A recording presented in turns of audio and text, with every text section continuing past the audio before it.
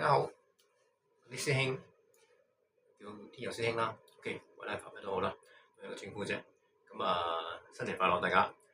點解咁講咧？因為已經過咗立春啦。嗱，咁2月4號過咗立春之後咧，其實嗰一刻之後咧，我哋已經正式進入咗馬年丙午年㗎啦。咁即係話2月4號過咗立春時辰出世嘅小朋友咧，生肖咧就已經係屬馬㗎啦。OK， 好，咁casual啲。今日好高興要為大家介紹下。今年咧，我就識咗一個新朋友，咁佢係開花店嘅。咁佢個花店咧，原來喺我住嘅地方好近嘅啫，就喺大圍。咁咧，我哋經過商討之後咧，就覺得大家都理念好相近啦。咁同埋佢嘅 product 咧，都好啱我哋放風水用嘅。因為點解咧？佢係一個花店嘅老闆啦，咁就做一啲好時興嘅好靚嘅盆栽。我靈機一觸就係諗住，其實我一路咧都好想揾一啲類似嘅拍檔嘅。咁可能呢個心念一出咗，咁宇宙接收到啦。咁跟住就喺一個好偶然嘅機會，大家一齊上堂嘅時候咧，就碰到面。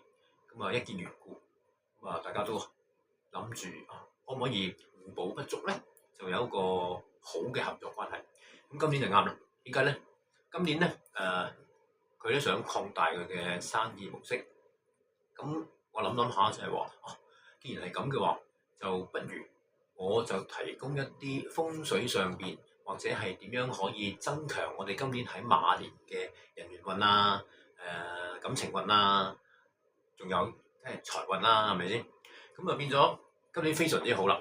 點解啊？呢間花店咧，其實叫咩名咧 ？OK， 佢印咗好多呢啲好精美嘅卡紙啊。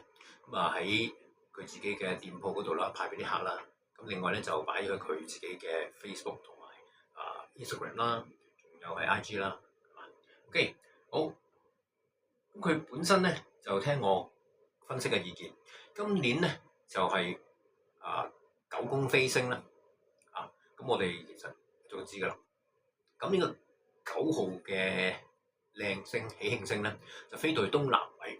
咁我就建議佢就設計一啲紫色嘅或者粉色嘅人緣色嘅一啲助旺顏色嘅擺設盆栽，咁就去令到希望丙午年能夠想增加呢個人緣運嘅感情運嘅財運嘅人咧，有一個好嘅一個產品可以利用。一啲都唔迷信嘅。我自己學玄學咧，或者我哋放風水擺一啲嘢咧，除非係化煞或者一啲好緊急嘅一啲事情要處理啦，咁否則咧，我通常咧同啲客人分析或者係提供嘅意見咧，就係話你放咗風水擺設之後咧，都唔係好覺眼嘅，係外人覺眼，事主就會知道發生咩事。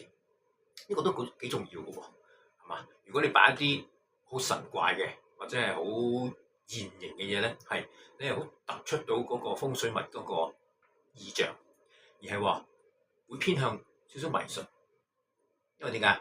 嗰時咧，嗰啲客人咧，又或者有啲同學咁樣，佢屋企唔係淨係得你一個住嘛，係咪？佢有其他宗教人士或者父母嗰啲唔中意嗰啲擺設咧，係嘛？咁通常咧，我會指導或者係教啲客人咧，一係畫畫啦，一係就最好一樣嘢擺盆栽，因為擺盆栽咧個抗拒性係低啲，明唔明啊？仲有啲男士比較內斂啲嘅咧，又想催旺個桃花運啊嘛，係咪？咁桃花又唔係一年四季都有得賣嘅喎，係嘛？嗱，而家新年好地地啦，係咪先？容易買桃花，同埋個理由就好充分啦，係咪先？咁冇理由暑假買桃花㗎，你揾唔到啦，係咪？有冇理由中秋買桃花㗎？啱唔啱啊？咁所以咧，咁點算啊？又想脫單喎啲人，係嘛？女士啦，男士啦。最近睇到網上面有分析就係話，其實香港長時期嚟講都係女性多過男性嘅。咁其實所以咧，我又做咗少少研究，我嘅客人裏邊咧90%真係90%啊，都係女士嚟嘅。OK，我自己都有研究過，可能係女士會比較信玄學多啲啦，又或者係女士們擔心自己嘅姻緣就比男性強啲啦。呢個係我自己嘅統計啫。咁如果你哋有啲乜嘢意見嘅話，可以分享一下啊。咁呢條片咧，我會放翻喺我自己嘅 YouTube 頻道啊。我揾我助手拍檔就幫我放翻喺 YouTube 嗰度啦。and then 咧就會放喺 Facebook 嗰度嘅。OK，咁長話短説啊。咁新認識呢個花店老闆娘咧，好啦，做咗一個好靚嘅有貨新年啦，有貨到情人節啦。咁啊，如果有啲乜嘢需要嘅咧，可以喺我個留言區嗰度留言。咁佢個店名咧叫做花語花房。花語即係話花嘅意思啦，背後嗰個意思啦。花房即係話製作植物盆栽嘅工房。OK， 咁佢全部都係人手自己做嘅。佢好有心機嘅。有時我夜晚踩單車去做運動啦，咁啊經過佢店鋪咧，會試叫見到夜晚11點幾，挨近12點都仲開緊門嘅。有時生意多咧，就會開夜啲咯。咁我第二朝問翻佢，佢話：因為冇請工人，冇請幫手，自己做。咁呢個老闆娘咧就親力親為，好值得我哋欣賞。咁所以咧，我就願意同佢一齊合作啦，係嘛？咁人哋俾咗啲希望，今年可以為佢嘅客人能夠增加多啲人緣運。OK， 咁點解人緣運會咁緊張咧？即係話係一個咁重要嘅因素咧。咁我哋試想一下喎，所有嘅生意交易啊，係嘛，都係基於一樣嘢嘅啫。我哋搞好咗人際關係，你嘅生意唔多唔少都會因為呢個原因而有得益嘅。我哋諗下係咪？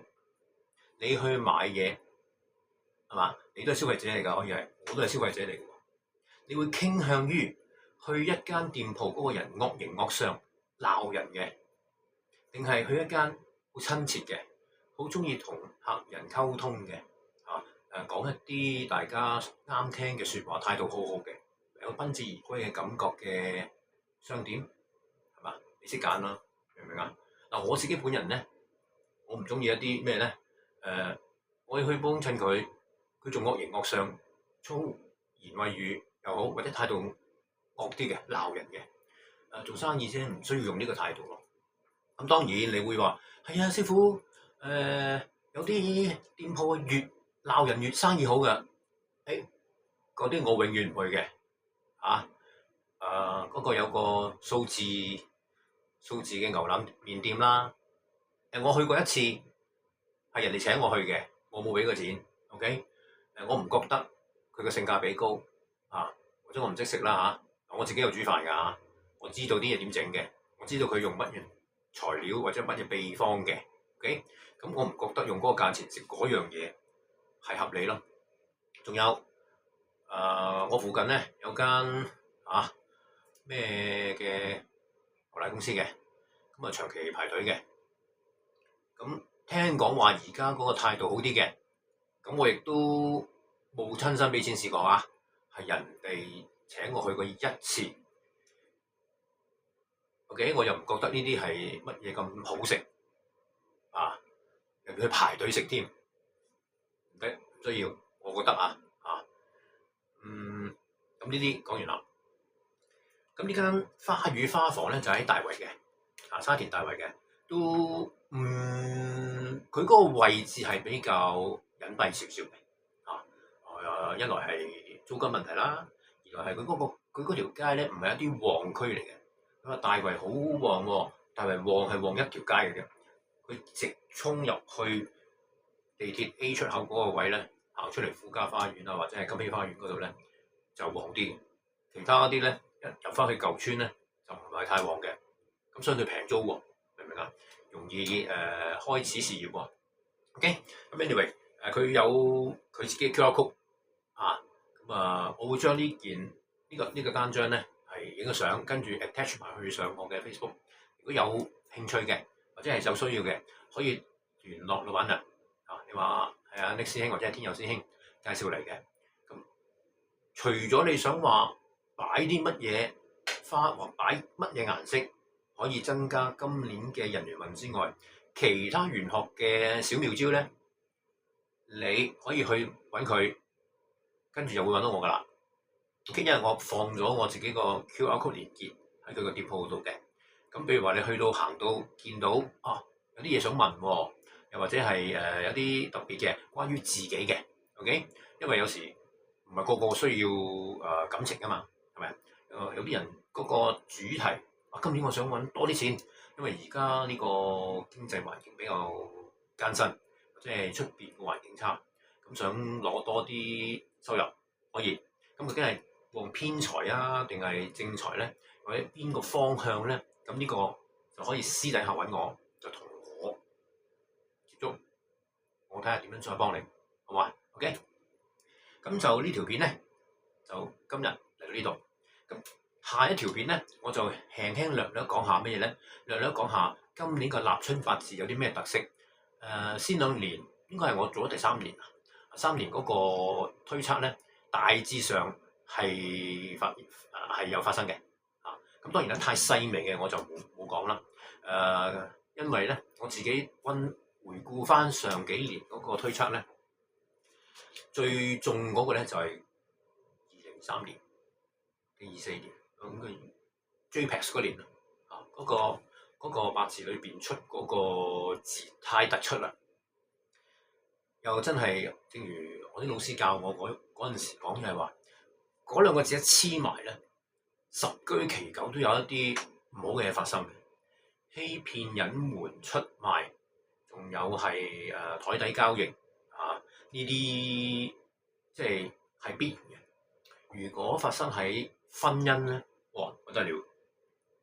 我接觸嘅客人或者我接觸到嘅好多人問生意咧，無論網上免費嗰啲好，又或者係揾我嚟付費問嘅咧，一講搞生意呢幾年真真正正呢兩個字走埋一齊出現嗰啲蠱惑嘢咧，真係多到不得了，真係好多嘅。所以我千叮萬囑我啲客人要好小心，部署咗一啲每樣步驟啦，做生意嘅時候需要嘅一啲穩陣嘅步驟啦，係必然要做嘅。